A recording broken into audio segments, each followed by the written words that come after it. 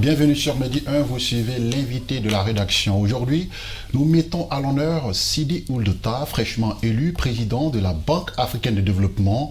Quel est le parcours qu'il a mené à ce poste clé pour le développement de l'Afrique? Quelles sont ses ambitions et ses priorités pour impulser une nouvelle dynamique sur le continent? Pour en parler, nous accueillons M.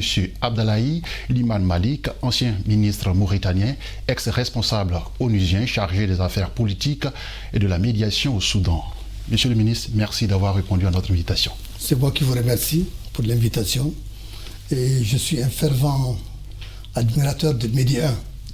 Pendant que j'étais étudiant au Maroc, j'allais souvent à Midi 1 parce que j'avais des amis qui y travaillaient, des Mauritaniens et des Marocains. Donc depuis les années 80, je connais cette radio. Ce n'était qu'une radio à l'époque. Bien sûr. Et bien sûr, son écho était déjà très large. Nous sommes honorés. Ça dépassait au-delà même du Maroc. Nous sommes très honorés. Alors, comment est née la candidature de l'actuel président de la Banque africaine de développement? Alors, je crois que la candidature, il faut conjuguer deux dimensions pour comprendre un peu qui ont été combinées. Allez-y. Pour que le candidat Sidi se présente à ces élections. D'accord.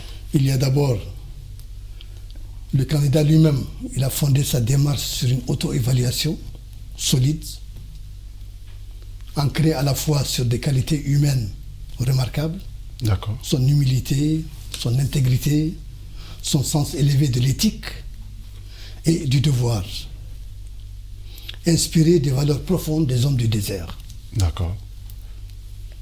Et dans une perspective technique et professionnelle de très haut niveau.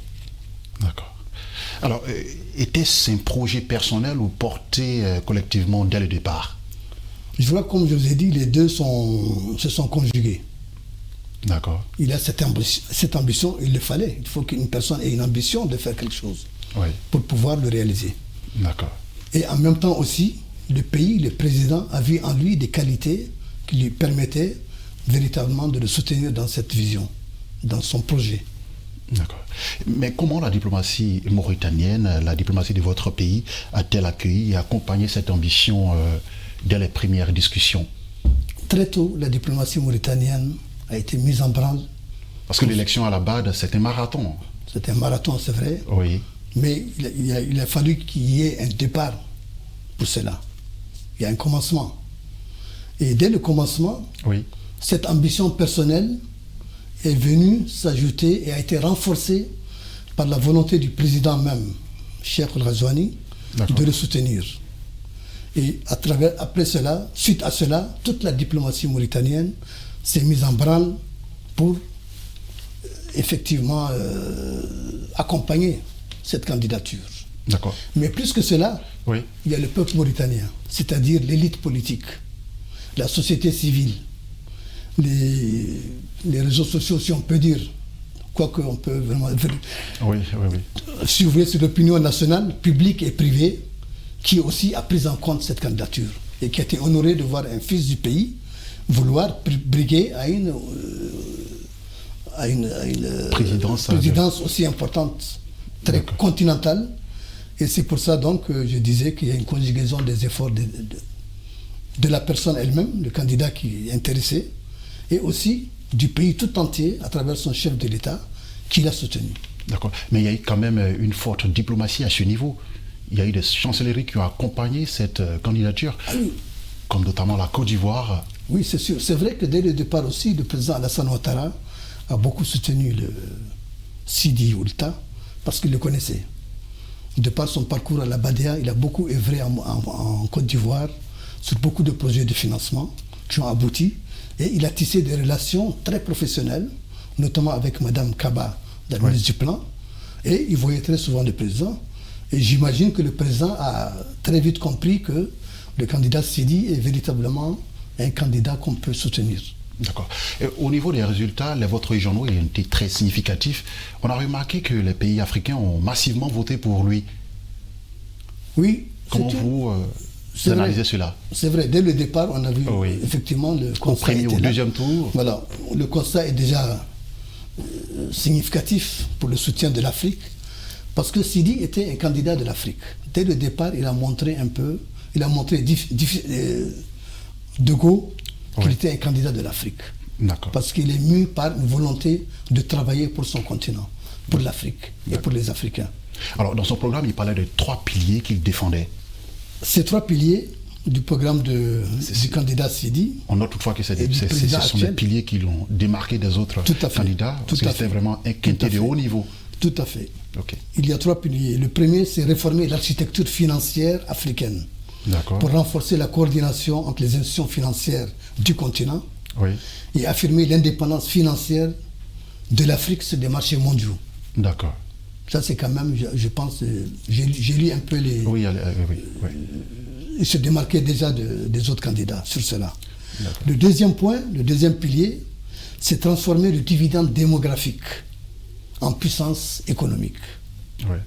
En investissant dans la jeunesse et en finançant les micros, les PME, notamment informels. D'accord. Donc, c'est-à-dire il veut directement toucher les populations. Oui. Et parce qu'il considère que les populations sont une force, une richesse qu'il faut mettre en valeur, qu'il faut appuyer, renforcer, pour que cette richesse-là devienne véritablement le catalyseur qui permettrait véritablement à l'Afrique de se retrouver unie dans une cohérence aussi bien économique que politique et financière. Alors, quel message cette victoire de Sidi Ould Tah envoie aux jeunes Mauritaniens et aux talents africains de manière plus large? Alors, pour répondre à cette question, je voudrais tout d'abord rappeler un peu que les analyses, les analystes et les observateurs et les gens qui réfléchissent, les intellectuels, le bilan qu'ils font des institutions financières mondiales, c'est-à-dire les grandes institutions multilatérales, ont un certain schéma qu'on reconduit toujours. Et ce schéma, véritablement, il est arrivé à son terme. D'accord. Mais aujourd'hui, quel rôle a joué l'expérience du nouveau président à la BADEA dans la crédibilité de sa candidature? Alors, parce qu'il a géré quand même cette institution financière. Pendant 10 ans, il a été président de cette banque. Bien sûr. Donc, il a eu le temps. Un capital qui est passé de 5 à 20 milliards de dollars. Il avait déjà une certaine expertise qui lui permettait d'être déjà capable de diriger cette banque. D'accord. Cette banque arabe. Et il a fait des performances, des réalisations extraordinaires durant cette présidence. D'accord. Mais est-ce qu'il y a eu une ambition de centraliser la BAD ou de rapprocher davantage ses actions des citoyens africains? Alors, pour cela, moi, je me tiendrai simplement à ce qu'il a dit, et il a dit de manière juste et de manière aussi sincère. C'est-à-dire que ces 100 premiers jours, il va les concentrer dans des concertations visant tout le continent, et en particulier inviter la jeunesse pour qu'ils soient associés dans la vision et dans la mise en œuvre des programmes et des actions. Ça, c'est très important, je pense. D'accord. Donc, attendons les 100 premiers jours pour voir véritablement comment cela va se faire. Mais déjà, il a lancé un peu l'idée que lui, c'est sa préoccupation. C'est les populations, c'est la jeunesse et aussi les femmes. D'accord. On note toutefois qu'il prendra fonction à partir du 1er septembre prochain.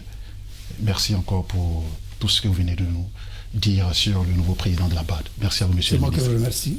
Merci. C'est la fin de ce numéro de l'invité de la rédaction. Restez avec nous, les formations continuent sur Medi 1.